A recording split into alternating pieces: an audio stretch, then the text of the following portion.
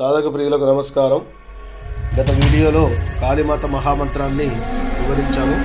ఇప్పుడు కాళీమాత మూలమంత్రాన్ని వివరించబోతున్నాను.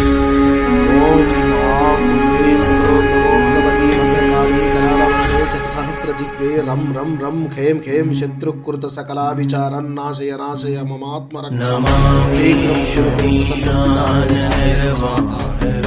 మంత్రానికి నియమం వచ్చేసి దినమునకు 3,330 క్రమముగా 3 దినములు మేడి వేరు, మాదిబలం వేరు, తెల్ల జిల్లేడు వేరు, తెల్ల గుండెల వేరు, వీటిని అనుగుణంగా మేడి వేరు దక్షిణం పాకాలే, మాదిబలం పడమర, తెల్ల జిల్లేడు ఉత్తరం, తెల్ల గుండెల తూర్పు, చిత్త అడుగులకు పాకిన వేర్లను తీసుకొచ్చి వాటిని ముక్కలుగా కట్ చేసి వాటితోటి మాలను తయారు చేసి వాటిని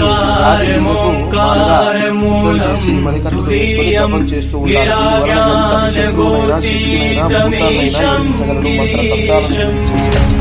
ఈ సిద్ధునకు సాధకం కాగలదు.